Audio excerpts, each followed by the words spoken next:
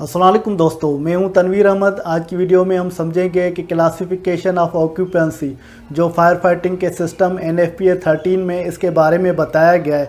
तो मुख्तलिफ जो ऑक्यूपेंसी के लिए जो हैज़र्ड्स यूज़ होती हैं वो क्यों यूज़ होती हैं और उसके यूज़ करने का क्या मकसद होता है, क्योंकि मुख्तलिफ हैज़र्ड में जो ये ऑक्यूपेंसी अप्लाई होती है तो उसकी वजह से जो वाटर की शावरिंग होती है वो मुख्तलिफ डेंसिटी की होती है। तो डेंसिटी जो मुख्तलिफ स्प्रिंकलर की एरिया ऑफ ऑपरेशन के लिए यूज़ होती है। तो ये डेंसिटी क्या है और एरिया ऑफ ऑपरेशन क्या है और कितनी एरिया के लिए ये वाटर शावर होता है और मुख्तलिफ डेंसिटी में अप्लाई होता है। तो ये सारी बेसिक इंफॉर्मेशन आज की वीडियो में हम समझेंगे। तो आइए मालूमात हासिल करते हैं क्लासिफिकेशन ऑफ ऑक्यूपेंसी की जो डिफरेंट फायर के हैज़र्ड में यूज़ होती है NFPA 13 के मुताबिक। दोस्तों, ये क्लासिफिकेशन ऑफ ऑक्यूपेंसी है जिसमें ऑक्यूपेंसी क्लासिफिकेशन में जो स्टैंडर्ड बताया गया है वो स्प्रिंकलर का डिज़ाइन, स्प्रिंकलर की इंस्टॉलेशन और स्प्रिंकलर के वाटर सप्लाई की रिक्वायरमेंट को मीट करता है जो NFPA 13 में बताई गई है। जो NFPA 13 में अगर आप स्प्रिंकलर के बारे में अगर सिस्टम को डिज़ाइन कर रहे हैं या इंस्टॉलेशन कर रहे हैं या वाटर सप्लाई की जो भी रिक्वायरमेंट है वो NFPA 13 में ये बताई गई जो क्लासिफिकेशन ऑक्यूपेंसी सिर्फ उसके लिए।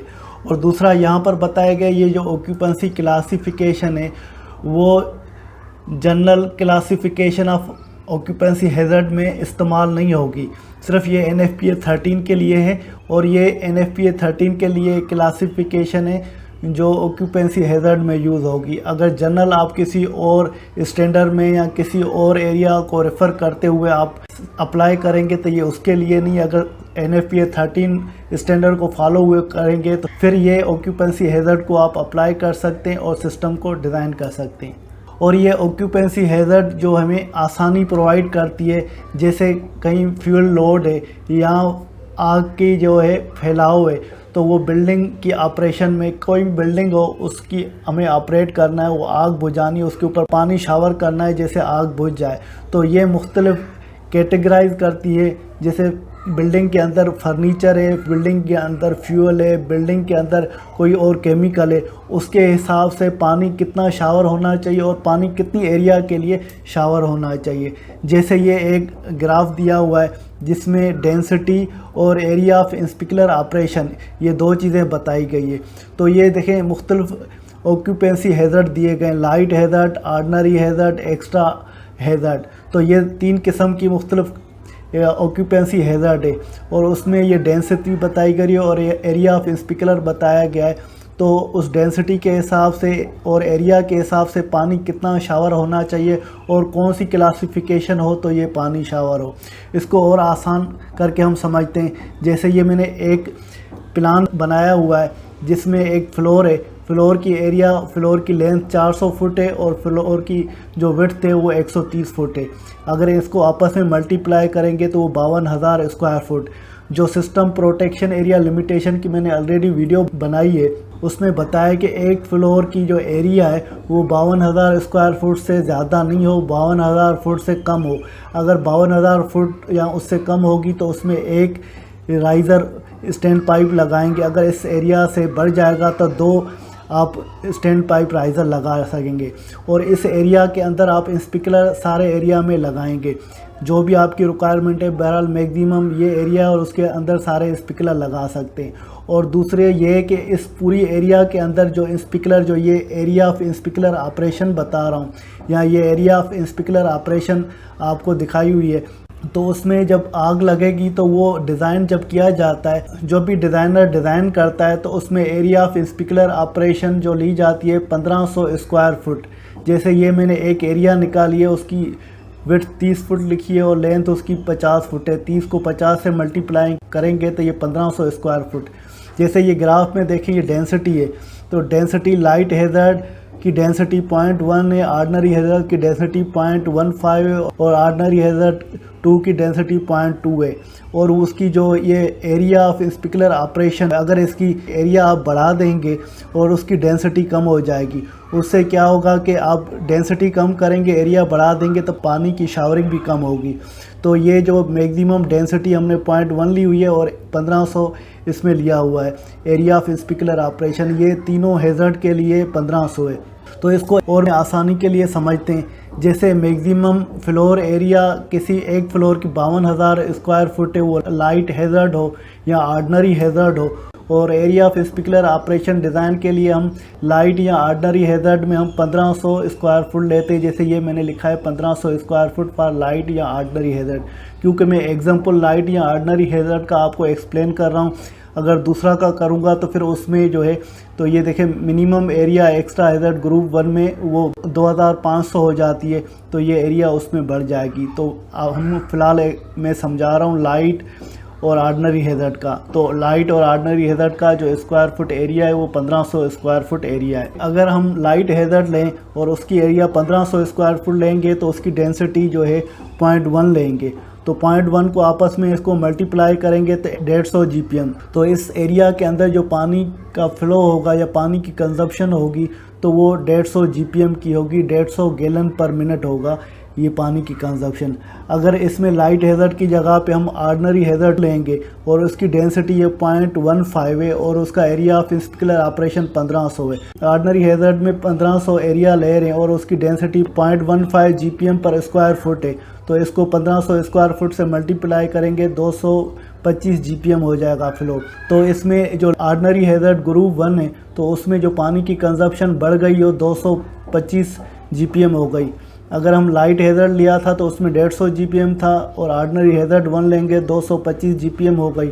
इसी तरह हम तीसरा एक लेते हैं, जैसे ऑर्डिनरी हैज़र्ड 2 का एग्जांपल।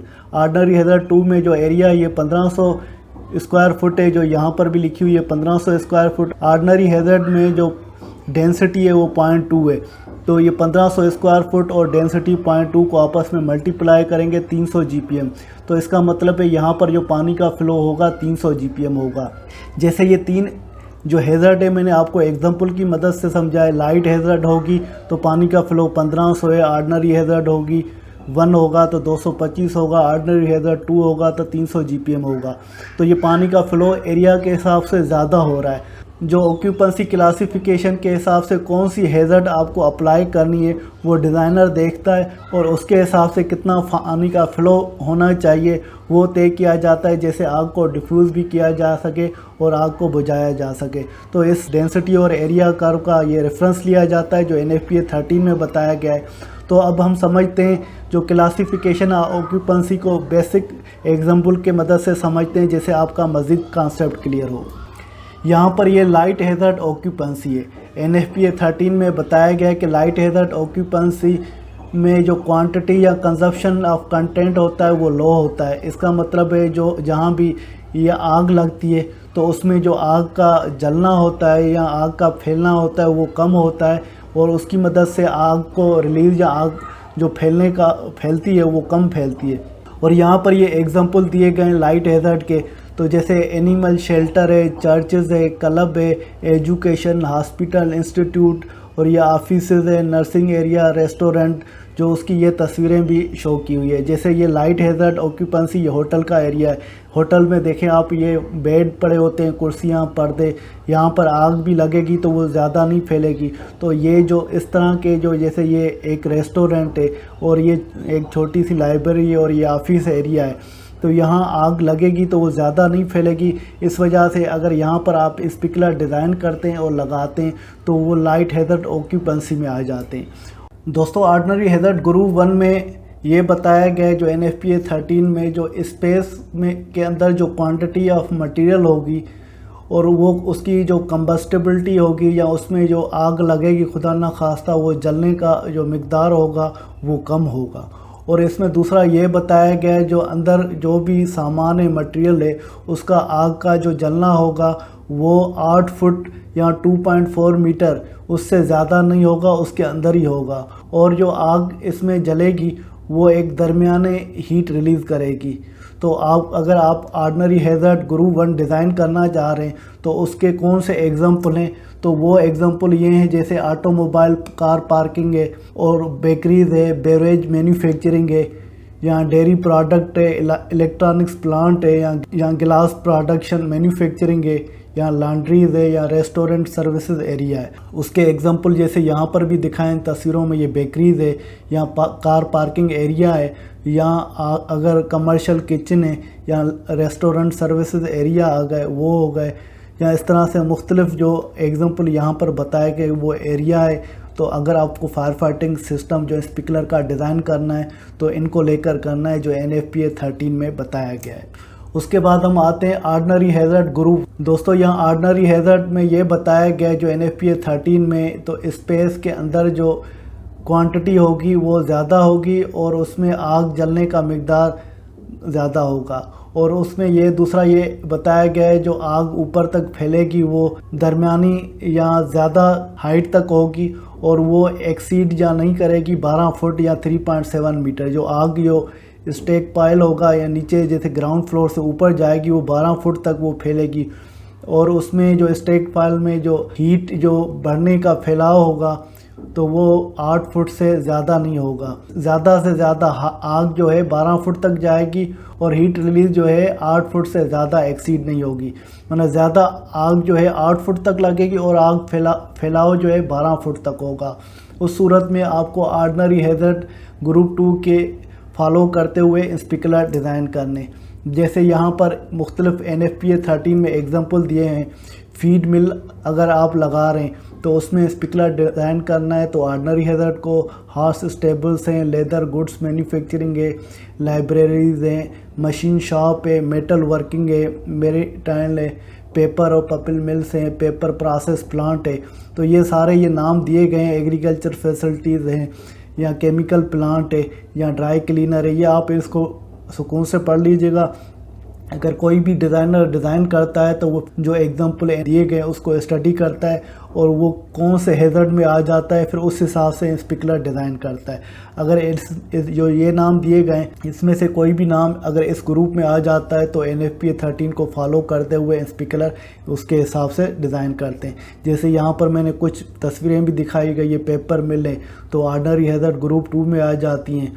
जहाँ लोडिंग एरिया होते हैं मटेरियल का वो इनसाइड या आउटसाइड है, या कन्फेक्शनरी या टॉफ़ियों की जो प्रोडक्ट्स होती है वो रखी जाती हैं, या मशीन शॉप होते हैं। अगर यहाँ पर आपको डिज़ाइन करना है तो ऑर्डिनरी हैज़र्ड ग्रुप 2 को लेकर डिज़ाइन करना है। तो उसके बाद हम आते हैं extra hazard group 1। Extra hazard group 1 में NFPA 13 में बताया गया है जो जहाँ पर स्पेस पे हाई क्वांटिटी हो, स्पेस के अंदर जो मटेरियल हो वो ज़्यादा हो और उसकी कंबस्टिबिलिटी वो जलने का मिकदार भी काफ़ी हो। और दूसरा यहाँ पर बताया गया यहाँ पर जैसे डस्ट भी होती है या कोई मटेरियल हवा में उड़ते हैं तो उस सूरत में आग का फैलाव भी जल्दी से हो जाता है। तो वो एग्जांपल NFPA 13 में एक्स्ट्रा हैज़र्ड ग्रुप के कौन कौन से बताए गए वो मिसाल के तौर पे एयरक्राफ्ट हैंगर, तो उसमें आपको अगर डिज़ाइन करना है तो एक्स्ट्रा हैज़र्ड ग्रुप 1 के स्प्रिंकलर लगाने। कंबस्टिबिलिटी हाइड्रोलिक फ्लूइड यूज़ एरिया हो गई, डाई कास्टिंग हो गई, मेटल एक्सट्रूडिंग होगी, plywood and particle board manufacturing हो गई, प्रिंटिंग हो गई, रबर रिक्लेमिंग होगी, साब मिल्स हो गई, टेक्सटाइल की हो गई, पॉलिस्टरिंग विथ प्लास्टिक फोम हो गए। तो ये कुछ एग्जांपल की मैंने तस्वीरें भी दी हुई हैं।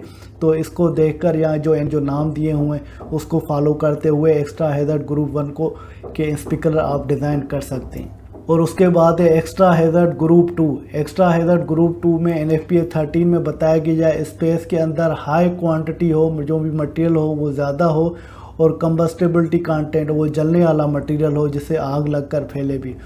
तो और दूसरा ये बताया कि स्पेस जो होगी उसके अंदर जो मटेरियल होगा वो जलने वाला होगा और उसको आग लगेगी वो लिक्विड फॉर्म में भी हो सकती है। और दूसरा ये इस पे जहाँ पर जो आग लगेगी वो फैलेगी और उसको जो आप प्रॉपर जो है कंट्रोल नहीं कर सकते या आग वो ज़्यादा फैलेगी, उस सूरत में आपको एक्स्ट्रा हैज़र्ड ग्रुप 2 को डिज़ाइन करना है और स्प्रिंकलर लगाना है। उसके एग्जांपल जैसे यहाँ पर बताए गए एसफाल्ट सेचुरेटिंग हो गई, फ्लेमेबल लिक्विड हो गया, फ्लो कोटिंग हो गई, मैन्युफैक्चरिंग होम या मॉड्यूलर बिल्डिंग असेंबलीज हो गई। या ओपन ऑयल क्वेंचिंग हो गई, या प्लास्टिक मैन्युफैक्चरिंग हो गई, सॉल्वेंट क्लीनिंग हो गई, या वार्निश और पेंट डिपिंग हो गई। तो ये एग्जांपल बताए गए जो एक्स्ट्रा हैज़र्ड ग्रुप 2 के अगर आपको स्प्रिंकलर डिज़ाइन करने या लगाने तो इन एग्जांपल को लेकर फॉलो करके आपको लगाने और सिस्टम को डिज़ाइन करना है। दोस्तों उम्मीद है कि क्लासिफिकेशन ऑफ ऑक्यूपेंसी के वीडियो आपको पसंद आई होगी और NFPA 13 में जो ऑक्यूपेंसी क्लासिफिकेशन के बारे में बताया गया है वो कौन कौन से हैं और उसको लेकर किस तरह से स्प्रिंकलर को डिज़ाइन करते हैं, तो इसके बारे में आपको बेसिक कॉन्सेप्ट मिल गया होगा। इसके साथ तनवीर अहमद को इजाज़त दीजिए, अगली वीडियो तक अल्लाह हाफिज़।